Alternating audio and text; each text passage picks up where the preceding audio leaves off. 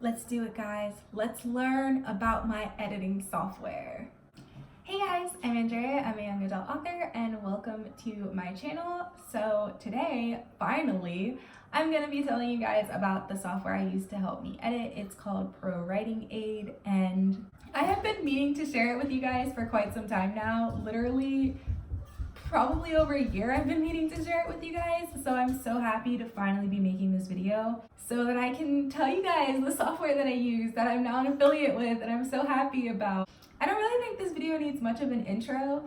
I do self-edit basically my entire manuscript, but I use this software to help me comb through and find things that maybe I wouldn't find in my own, or to help me with some grammar issues, some spelling issues. I have a big problem with spelling gray the UK way instead of the US way.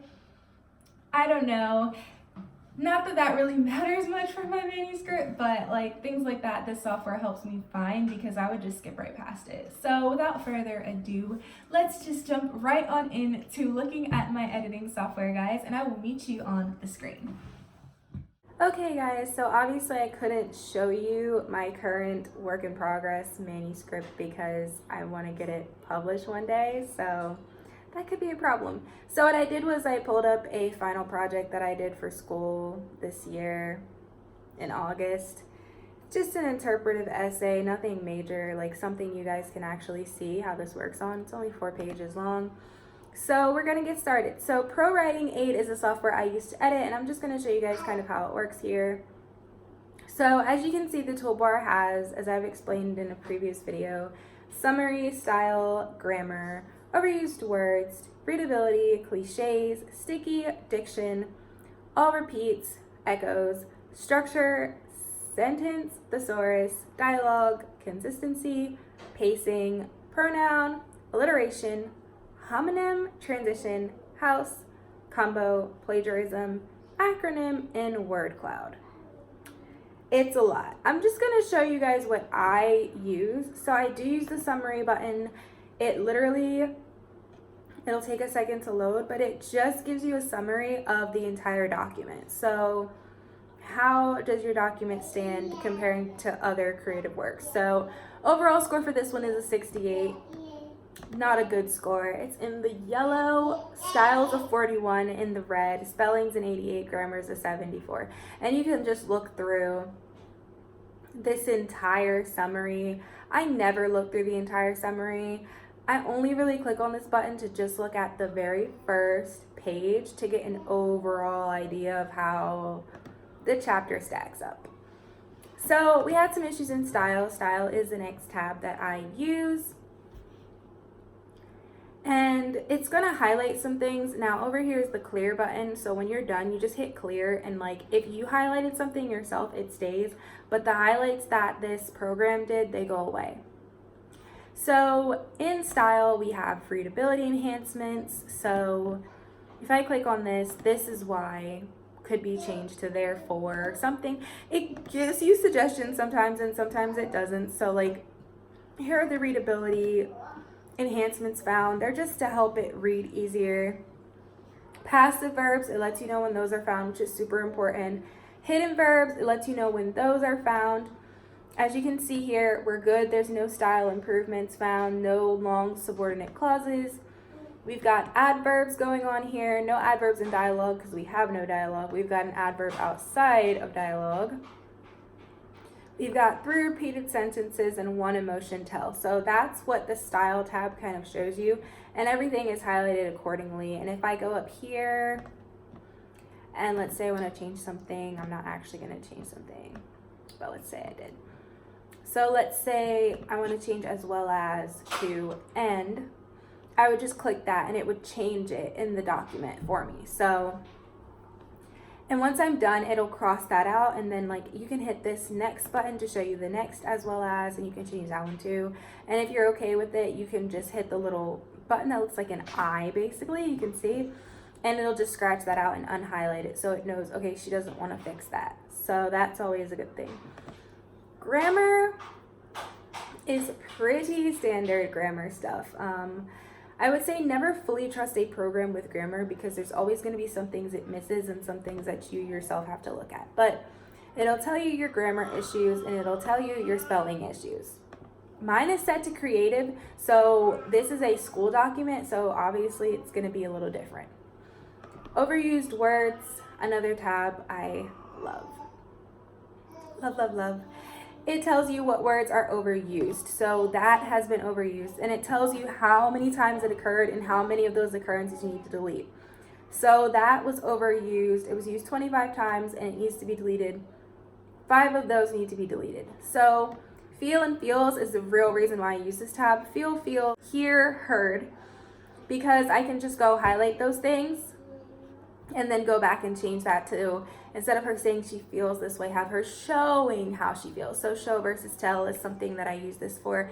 I don't really stress too much about the overused words, just because some words you can't help, like was, I, like those types of words are just like, okay, well, it is what it is type of thing. Readability is a very simple tab. It just tells you like the estimated time it takes to read it.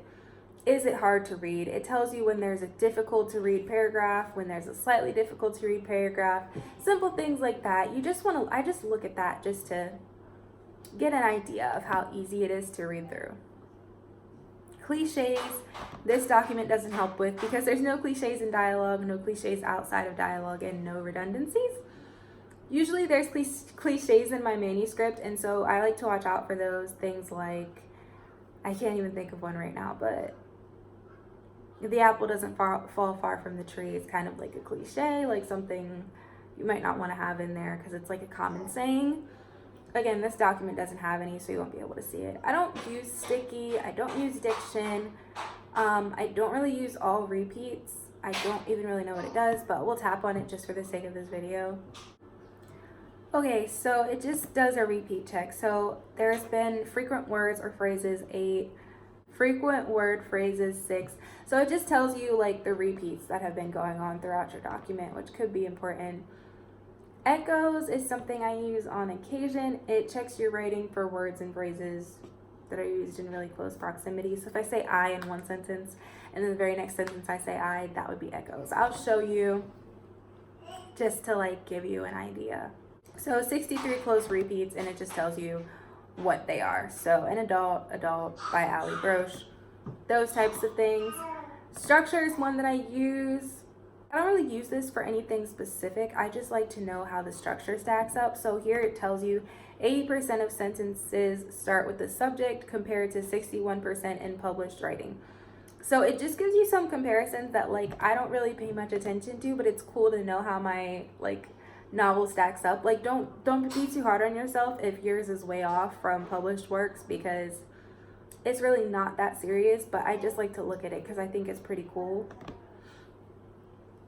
Sentence, this is one that I use really just because I like to know if I have long sentences. So there is a sentence in here that has 45 words, so I would cut that sentence down to be less words, and that's what the only reason I use sentences. There's a sentence that has 38 words, sentence that has 46 words. Oh, this is bad. I just use this to cut down on my sentences. So if I see a long sentence, I'll go and I'll be like, okay, where can I cut? Like I'll put a period here, and then I'll, I'll fix the sentence so it's not so long and overbearing. I don't use thesaurus, but we all know what a thesaurus is. Sometimes I use dialogue. It just checks the dialogue tags, and it tells you how much of your document has dialogue tags. And I use that because sometimes dialogue tags can be inconsistent too, which consistency is next. So consistency just makes sure that you're spelling words consistently. So you're not spelling gray, G-R-E-Y in one sentence and then G-R-A-Y in the next sentence. Okay, well that's inconsistent, so you need to fix that. So that's what consistency checks for. It also checks for like, sometimes when you pull a document from Scrivener, because I use Scrivener, into Word, it messes up the quotation marks. So it checks to make sure your quotation marks are consistent, your ellipses are consistent. Capitalization consistency is one I don't really bother with because it gives me a hard time, because sometimes If I'm talking about the person's parent, I'll say mom in capitals because the sentence will start with mom. But if she's in the middle of a sentence, I'm not going to capitalize her name, and then it'll bring that up. So I don't really look at the capitalization consistency because that's one that's just, it's a gamble. Pacing, I look at on occasion. It just kind of tells you the pacing. Like, there's 0 slow pacing paragraphs found in this document, so the pacing is really good. Pronoun, I don't look at. Pretty much the rest of this list, I don't look at. So that's pretty much all that I do in this program, and that's kind of how I work with it. I hope that gives you a good idea of like how it works, even though this is a school document, so I'm sure like it's different for creative works, but this is such a helpful software. It helps you with so many different things. And honestly, you can't beat it. And I'm now an affiliate. I'll have my link down below for you guys to look at. Let's just hop off the computer screen real quick. As I was saying, I am an affiliate with them now, so I'll have my affiliate link down below for you guys to look at if you guys are thinking about getting this software. Again, I recommend it, and it's pretty cheap. It's 1,000 times better than Grammarly. It does so much more, guys. You really cannot go wrong with it. It's a great software. I use it pretty much every single time I write anything. I use this software to help me edit. So yeah, I do have to tell you that with my affiliate link, I do get a commission if you purchase this software. But again, I was using it before I had an affiliate link. I'll use it long after if I ever lose my affiliate link, which probably will never happen, but I would use this software regardless, is what I'm trying to say. And I hope that this video helped you guys get a good idea of how it works. I've been meaning to do this video forever, and I actually started recording it and then never edited it. So here we are, me recording it again. This time I'm actually gonna edit it and get it up for you guys. So I hope you guys enjoyed this video. I hope that you guys will consider getting this software, not because I'm an affiliate, but because it's awesome and it's great for writers. And thank you guys so much for watching. If you'd like to see more videos like this from me, go ahead and leave me a comment down below and let me know. Don't forget to like this video and subscribe to my channel, guys. And I will see you guys next time. Bye.